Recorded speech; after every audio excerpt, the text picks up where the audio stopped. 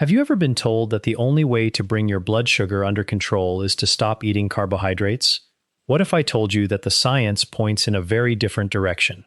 In many cases, the quickest and most sustainable improvements do not come from removing entire food groups.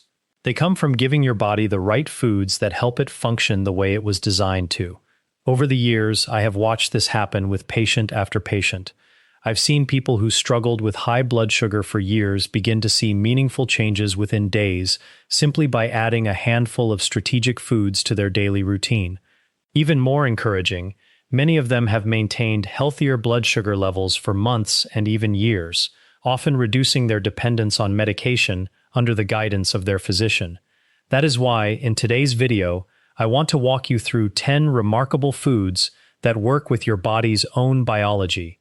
Each one helps improve the way your cells respond to insulin, supports healthier metabolism at the cellular level, and allows your body to regulate blood sugar more naturally, more effectively, and in a way that can truly last.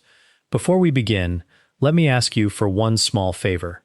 If you enjoy learning not just what to do, but why your body works the way it does, take a moment to subscribe, leave a like, and tell me your fasting blood sugar number from this week in the comments below. I read those comments carefully, and seeing your numbers, your ages, and your experiences helps me decide which topics will be most helpful in future videos. It allows me to create content that answers the questions real people are facing every day. Now, let's begin, because the first concept is one that almost never gets enough attention during a brief office appointment.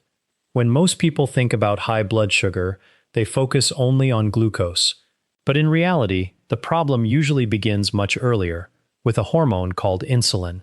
Insulin acts like a key. Its job is to unlock the doors of your cells so that glucose, the sugar circulating in your bloodstream, can leave the blood and enter the cells where it can be used for energy. Under healthy conditions, this system works beautifully. However, after years of repeated blood sugar spikes, processed foods, and metabolic stress, something begins to change. The cells gradually become less responsive. Insulin continues knocking at the door, but the cells stop opening it. This condition is what we call insulin resistance. As insulin resistance develops, your pancreas tries to compensate by producing larger and larger amounts of insulin. Unfortunately, despite all that extra effort, blood sugar continues to rise because the cells are no longer responding efficiently.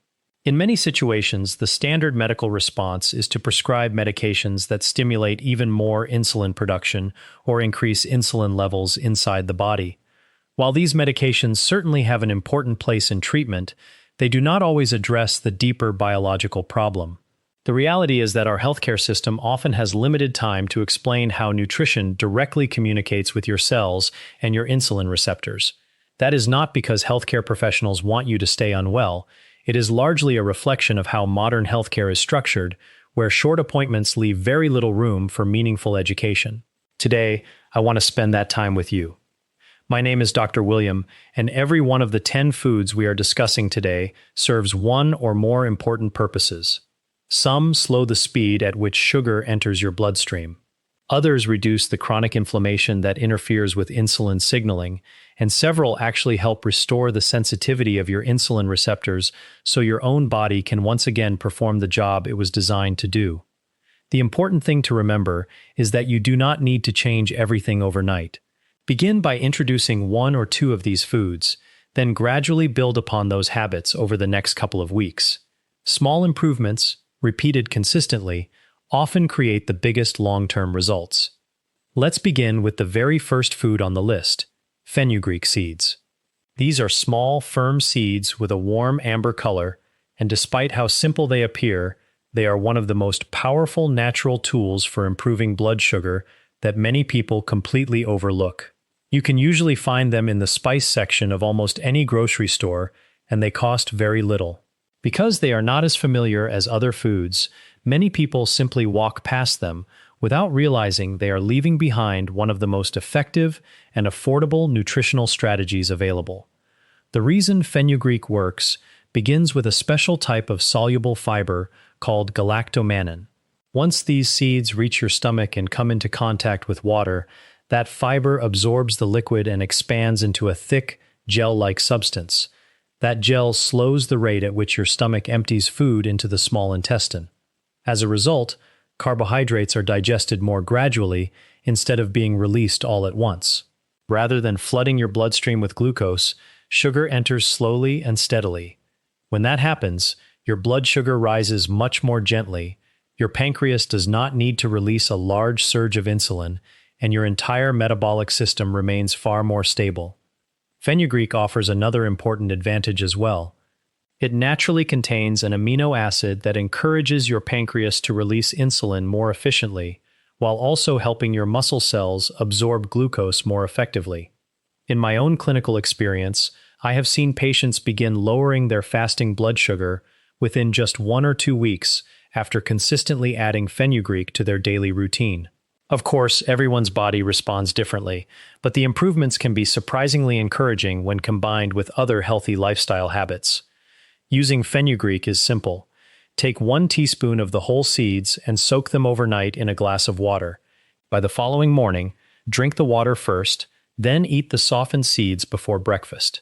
If you find the naturally bitter flavor difficult to enjoy, another excellent option is to grind the seeds into a powder and mix about half a teaspoon into plain yogurt or sprinkle it over eggs at breakfast. Begin with a smaller amount if you have never used fenugreek before, because the fiber is quite potent and your digestive system may need a few days to adjust comfortably. The second food is probably already sitting somewhere in your kitchen, yet one small detail determines whether you are getting its full benefit. That food is cinnamon. However, not all cinnamon is the same, and this is where many people unknowingly make the wrong choice. The variety most commonly sold in grocery stores is called cassia cinnamon. While it certainly has flavor, it also contains a natural compound known as coumarin, which may place unnecessary stress on the liver when consumed in larger amounts over long periods. Instead, the variety I recommend to my own patients is Ceylon cinnamon, often labeled as true cinnamon. Its flavor is milder, it is considered safer for regular daily use, and it provides the benefits we are looking for without the same concerns. Ceylon cinnamon owes much of its effectiveness to a group of natural plant compounds called polyphenols. These compounds behave in a fascinating way. They help your insulin receptors respond more effectively, allowing glucose to enter your cells with greater efficiency. At the same time, cinnamon also slows the emptying of your stomach after meals, reducing how quickly carbohydrates reach your bloodstream. These effects are not simply theoretical.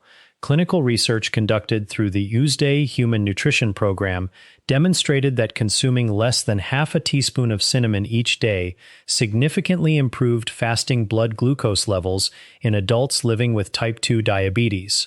It is a small daily habit that can produce measurable results over time. For best results, use roughly 1/4 to 1/2 teaspoon of Ceylon cinnamon each day. Stir it into your morning oatmeal, blend it into a smoothie, or mix it into your coffee. One simple strategy makes it even more effective. Pair cinnamon with meals that already contain carbohydrates. That is precisely when you want your insulin receptors working more efficiently, while digestion slows enough to keep your blood sugar from rising too quickly. The third food on our list is one that receives far less attention than it deserves, and I want you to pay especially close attention because it may be the most overlooked nutritional tool we'll discuss today. I'm talking about broccoli sprouts, not mature broccoli, but the tiny sprouts that are only about 3 days old. That distinction matters far more than most people realize. If you assume they're the same thing, you miss the greatest advantage these young sprouts have to offer. Broccoli sprouts are exceptionally rich in a natural compound called sulforaphane. In fact, these young sprouts can contain anywhere from 50 to 100 times more sulforaphane than fully grown broccoli. That difference is remarkable because sulforaphane works in a way that is quite different from the other foods we've discussed so far. Rather than simply slowing digestion or helping insulin work better, it targets one of the body's major sources of excess glucose production, your liver. Your liver performs many essential jobs, including producing glucose while you sleep, so your brain and body have a steady supply of energy overnight. Normally, this process is carefully regulated, but when insulin resistance develops, the liver often begins producing far more glucose than your body actually needs. This is one of the main reasons many people wake up in the morning with unexpectedly high fasting blood sugar, even though they have not eaten anything for hours. It can feel confusing until you understand what is happening behind the scenes. Research has shown just how meaningful this effect can be. A study published in 2017 by researchers at Lund University in Sweden examined concentrated sulforaphane in individuals living with type 2 diabetes. The results demonstrated measurable reductions in fasting blood glucose, with the greatest improvements occurring in participants whose blood sugar had been the most difficult to control. That tells us something important. Sometimes the problem is not what you eat before bed. Sometimes the liver itself needs better metabolic signals. The good news is that broccoli sprouts are easy to include in your routine. You can grow them at home in a simple glass jar for very little cost, or you can often find them in the produce section of many grocery stores. A small handful, about 1/4 cup, is generally enough. Add them to a salad, layer them onto a sandwich, or enjoy them alongside another meal.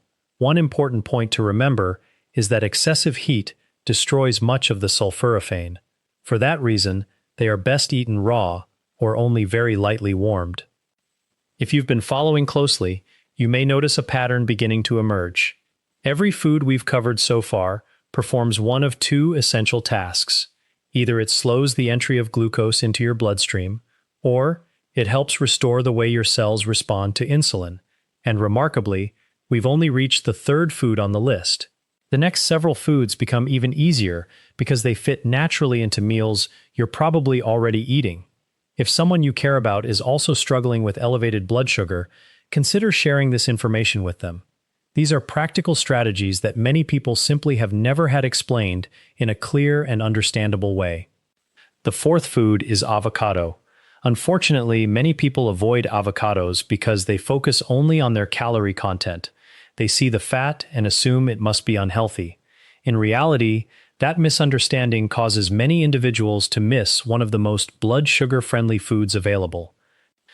The primary fat found in avocados is called monounsaturated fat, the same healthy family of fats found in extra virgin olive oil. These fats behave very differently from the highly processed fats commonly found in packaged foods. When you combine avocado with a meal containing carbohydrates, something beneficial happens. The healthy fat works together with the avocado's natural fiber to slow digestion. Instead of carbohydrates being broken down rapidly into glucose, the entire digestive process becomes more gradual. Blood sugar rises gently rather than sharply, giving your pancreas a much easier job. Over time, monounsaturated fats have also been associated with improvements in insulin sensitivity. In simple terms, that means your cells become more responsive when insulin signals them to absorb glucose. Rather than ignoring insulin's message, they begin responding more efficiently. This is exactly what we hope to achieve when addressing insulin resistance. One of the reasons I frequently recommend avocado is because patients usually find it very easy to maintain as a long-term habit. Besides helping stabilize blood sugar, it increases satisfaction after meals. People often notice they remain comfortably full much longer, reducing the desire to reach for sugary snacks later in the morning or afternoon. That single change alone can make a meaningful difference over weeks and months. A practical serving is about half an avocado each day. Add it to eggs in the morning, spread it over whole grain toast, or include it in a salad that contains beans, grains, or another healthy carbohydrate. Every time avocado accompanies carbohydrates, it helps soften the impact those carbohydrates have on your blood sugar. The fifth food is chia seeds. Although they are incredibly small, they deliver benefits that far exceed their size. If you've ever watched chia seeds soak in water or milk and transform into a thick pudding-like texture, you've already witnessed the exact mechanism that makes them so valuable inside the digestive system. Chia seeds are among the richest natural sources of soluble fiber available. Once they absorb water in your stomach, they form a thick gel similar to the one we discussed with fenugreek. That gel surrounds the carbohydrates in your meal, slowing how quickly digestive enzymes can break them down. Instead of glucose rushing into your bloodstream, it is released slowly over time. The result is steadier blood sugar, fewer dramatic spikes, and far less of the crash that often leaves people feeling tired, shaky, or hungry shortly after eating. Chia seeds also provide another important benefit. They contain plant-based omega-3 fatty acids, nutrients known for helping reduce chronic low-grade inflammation throughout the body. Remember that inflammation is one of the hidden drivers of insulin resistance. As inflammation gradually decreases, insulin signals can once again travel more effectively, allowing your cells to respond the way they were designed to. Using chia seeds is straightforward. 1 to 2 tablespoons each day is generally enough. Stir them into yogurt, blend them into a smoothie, or add them to a glass of water with fresh lemon juice. Allow the mixture to sit for about 10 minutes so the seeds have time to absorb the liquid and develop their gel-like consistency. And because chia contains so much fiber, be sure to drink plenty of water throughout the day to help your digestive system handle it comfortably. The sixth food is fatty fish, particularly salmon and mackerel. Unlike some of the foods we've already discussed, these fish are not primarily working by slowing digestion.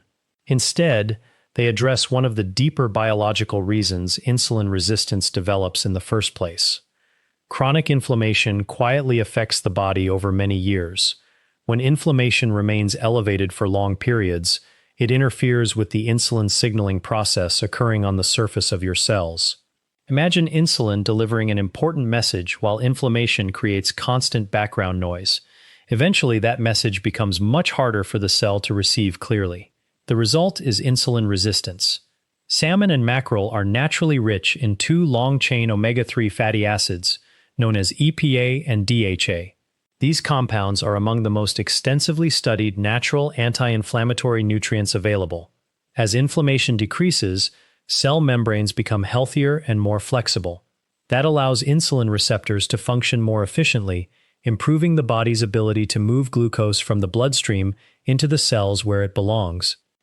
During my years in clinical practice, one pattern has appeared repeatedly. Patients who consistently include fatty fish in their diet 2 times each week often experience not only steadier blood sugar, but improvements in overall cardiovascular health as well. Many also see healthier blood pressure readings, another important advantage because diabetes and heart disease frequently occur together. Aim for 2 servings each week, with each serving being approximately the size of your palm. Wild salmon is an excellent option, but mackerel, sardines, and herring are equally valuable choices. Whether you bake them, grill them, or purchase high-quality canned varieties, these fish remain among the most nutrient-dense and affordable foods you can add to support healthier blood sugar and long-term metabolic health. The 7th food is walnuts, and among all the nuts available, this is usually the one I recommend first to patients who are working to improve both their blood sugar and their cardiovascular health. The reason goes far beyond simply being a healthy snack. Walnuts support the delicate lining of your blood vessels while also helping your body manage insulin more effectively, making them a powerful addition to an overall strategy for improving metabolic health. Walnuts are naturally rich in polyunsaturated fats, including the same plant-based omega-3 fatty acid found in chia seeds. These healthy fats help protect the endothelium, which is the thin inner lining of your blood vessels. This lining is one of the very first tissues that begins to suffer when blood sugar remains elevated over time. Healthy blood vessels are essential because they deliver oxygen and nutrients throughout the body. Supporting them early can help reduce many of the long-term complications associated with diabetes. At the same time, walnuts provide an excellent combination of healthy fats, fiber, and plant protein. Together, these nutrients slow digestion and reduce the sharp rise in blood sugar that often follows a meal. Studies have also shown that walnuts may help lower fasting insulin levels. That is important because fasting insulin gives us insight into how hard your pancreas is working behind the scenes. When insulin levels begin coming down while blood sugar remains controlled, it often suggests that your cells are becoming more responsive again. One of the easiest ways to use walnuts is to replace processed snacks with them, rather than simply adding them on top of your regular diet. Instead of reaching for crackers, cookies, or chips during the afternoon, choose a small handful of walnuts. That simple substitution changes what could have been a rapid blood sugar spike into a much steadier response. A serving of about 1/4 cup, or roughly 7 to 10 whole walnuts, is a sensible daily amount. Choose raw or dry roasted walnuts whenever possible, and avoid varieties coated with sugar, honey, or candy, since those additions undo many of the very benefits you're trying to achieve. The eighth food may surprise you because it has been misunderstood for many years. I'm talking about whole eggs, including the yolk. For decades, people were encouraged to fear egg yolks because of cholesterol concerns. Unfortunately, that advice often pushed people toward breakfast cereals and other highly processed foods that were loaded with refined carbohydrates and added sugar. From a blood sugar perspective, that shift created far more problems than it solved. A whole egg contains almost no carbohydrates. Instead, it provides high-quality protein along with healthy fats, which means eating eggs by themselves causes very little change in blood glucose. But the greatest benefit goes beyond breakfast itself. Researchers describe something known as the second meal effect. This refers to the observation that when you begin your day with a protein-rich breakfast like eggs, instead of sugary cereal or white toast, your blood sugar remains steadier not only after breakfast, but often through your next meal as well. That means you approach lunch with better glucose control and experience a much smaller rise afterward. In addition, the protein and fat found in eggs promote fullness for several hours. Instead of feeling hungry halfway through the morning and searching for something sweet, many people naturally feel satisfied until lunchtime. This makes healthier eating easier because you're no longer battling constant cravings. In my own practice, one of the quickest improvements I often see is when someone replaces a bowl of sugary cereal with 2 or 3 whole eggs each morning. Morning glucose readings frequently begin improving within a relatively short period because that first meal sets the metabolic tone for much of the day. A practical goal for most individuals is 2 or 3 whole eggs in the morning. They can be scrambled, boiled in advance for convenience, or prepared as an omelet with vegetables such as spinach, mushrooms, or peppers. If you add half an avocado on top, you've combined 2 of the most effective blood sugar-supporting foods into a single meal that provides lasting energy and satisfaction. The ninth food is apple cider vinegar, and among everything we've discussed today, this is often the one that produces one of the fastest visible changes if you're monitoring your glucose at home. If you use a glucose meter, there's a good chance you'll be able to observe the difference yourself after just one properly timed meal. The key active compound in apple cider vinegar is acetic acid. This natural acid works through 2 complementary mechanisms. First, it slows the rate at which your stomach empties after eating. That means carbohydrates enter your bloodstream gradually, rather than all at once. Second, acetic acid appears to improve the ability of your muscles to absorb glucose from the blood and use it for energy. Together, these effects help reduce the sharp rise in blood sugar that commonly follows carbohydrate-rich meals. The scientific evidence supporting this approach is quite encouraging. Research led by Dr. Carol Johnston at Arizona State University found that consuming approximately 1 tablespoon of vinegar before a meal containing carbohydrates reduced the post-meal blood sugar increase by roughly 20% in individuals with insulin resistance. That is a substantial effect from something inexpensive and widely available. If you'd like to try it, use 1 tablespoon of apple cider vinegar diluted in a full glass of water approximately 10 to 15 minutes before eating a meal that contains carbohydrates. The dilution is very important. Never drink vinegar straight because its acidity can damage tooth enamel and irritate the throat and esophagus over time. There is one important precaution. If you already take medications that lower blood sugar, especially insulin or certain oral diabetes medications, discuss this strategy with your healthcare provider first. Combining vinegar with medication may lower blood sugar more quickly than expected, and your treatment plan may need adjustment as your numbers improve. The 10th and final food brings us back to the central message of this entire discussion, because it challenges one of the biggest misconceptions surrounding diabetes nutrition. That food is lentils. Yes, lentils are a carbohydrate. And yes, they can actually help lower your blood sugar. The reason lies in the unique structure of lentils themselves.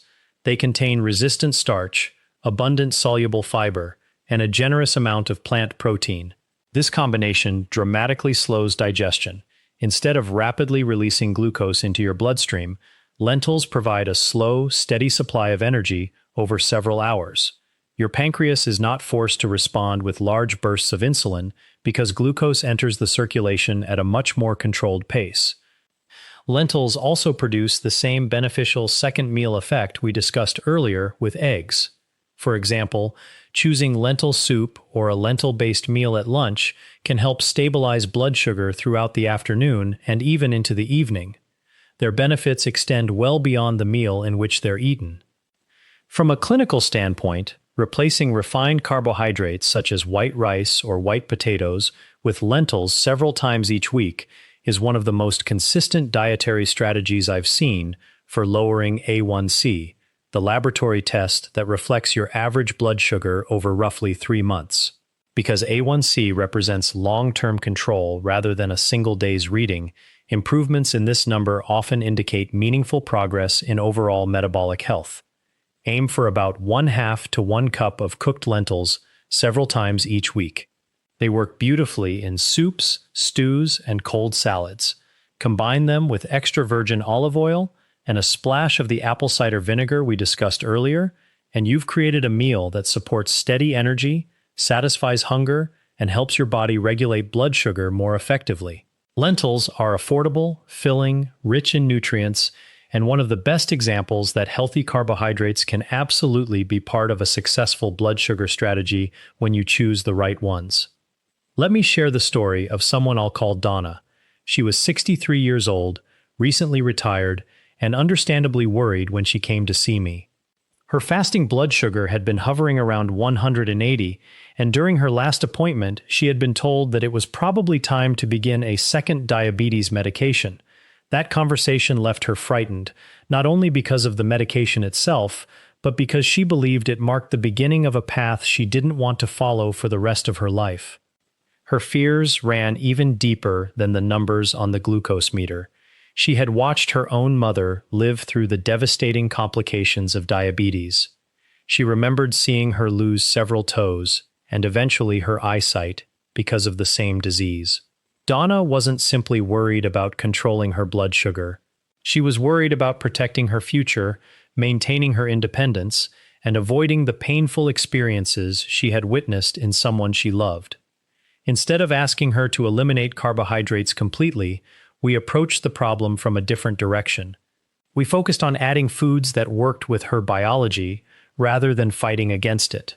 Breakfast changed from sugary cereal to 2 or 3 whole eggs paired with half an avocado. Before her larger meals, she began drinking 1 tablespoon of apple cider vinegar diluted in water. White rice gradually gave way to lentils several times each week. Afternoon cookies were replaced with a small handful of walnuts.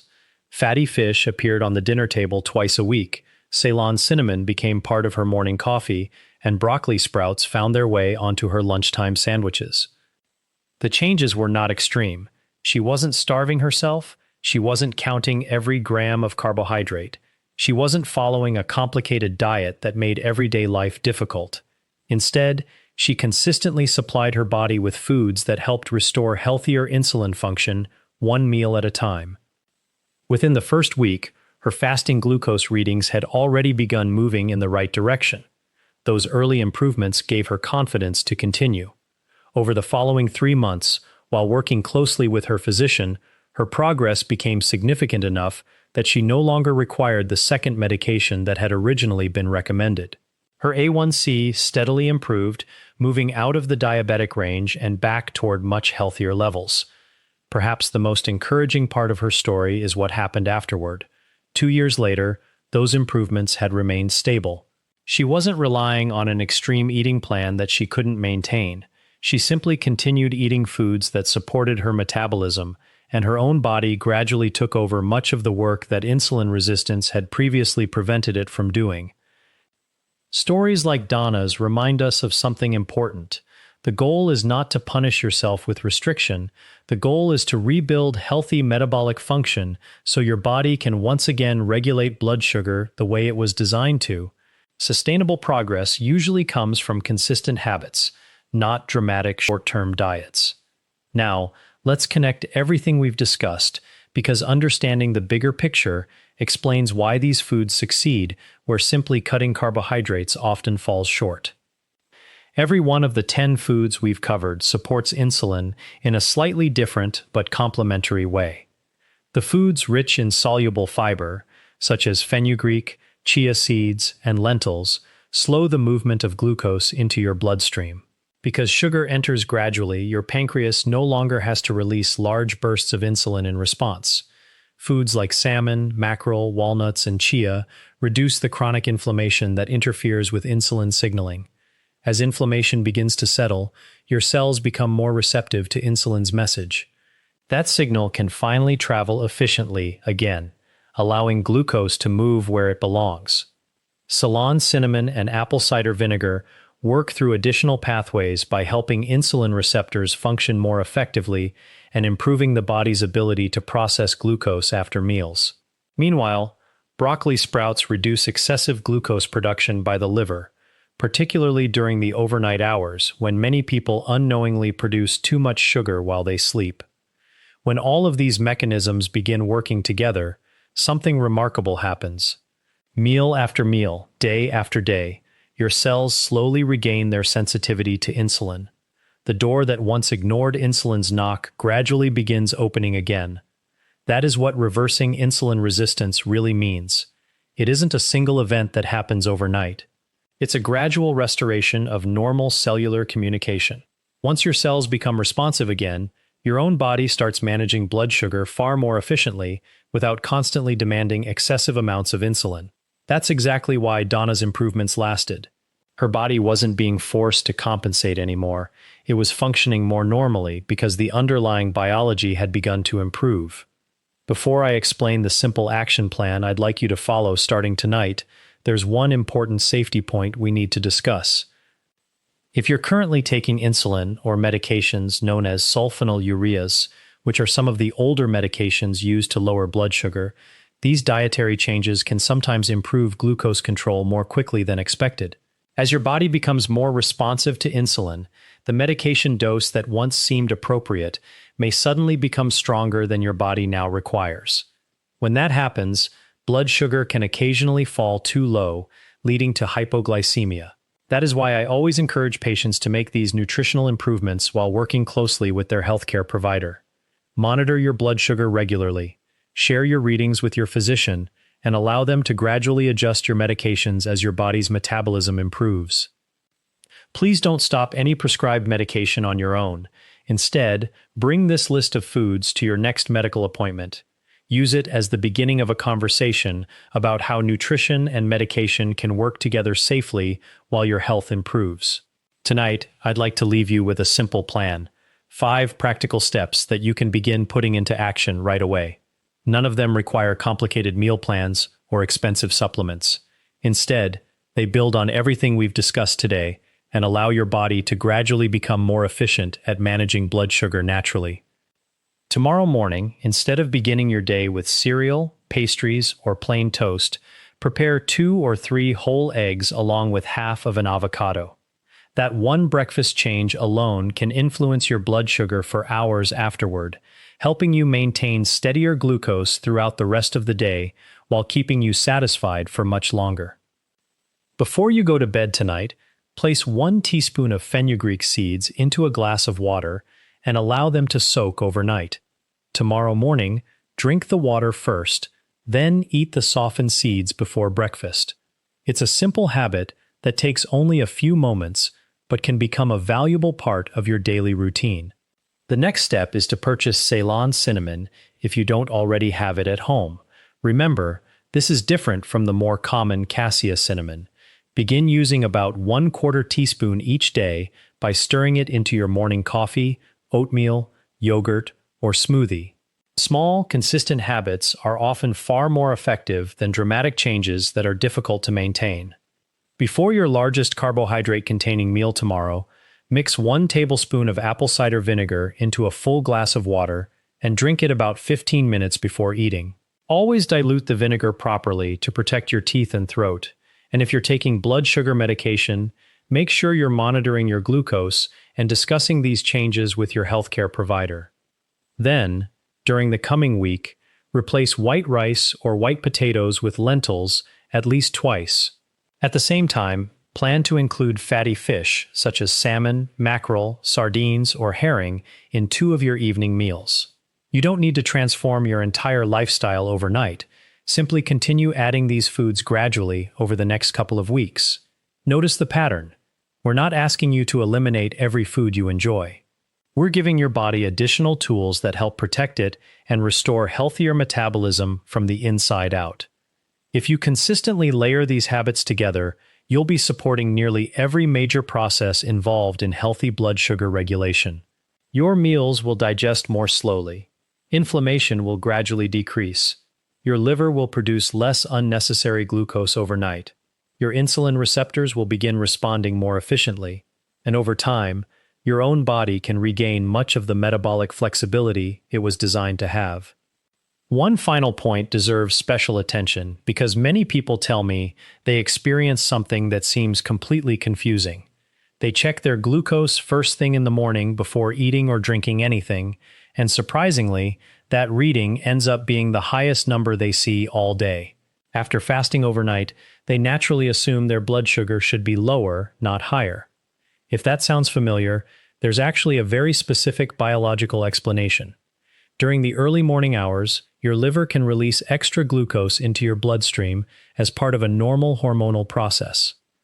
In people with insulin resistance, however, that response often becomes exaggerated, causing fasting blood sugar to rise before breakfast even begins. The encouraging news is that once you understand why it's happening, there are practical ways to reduce it. I've created another video that explains exactly what occurs while you're sleeping, why your liver produces extra glucose overnight, and what you can do to wake up with lower fasting blood sugar naturally. I strongly encourage you to watch that next because it builds directly on everything we've covered today and will help you understand one of the most common questions I hear from patients. Thank you for spending this time with me today. I hope this discussion has helped you see that improving blood sugar is about far more than simply avoiding carbohydrates. By choosing foods that support your body's natural biology, you give your cells the opportunity to respond to insulin more effectively, reduce inflammation, and regain healthier metabolic function over time. Small changes practiced consistently often produce the biggest long-term results. I appreciate you being here, and I look forward to seeing you in the next video.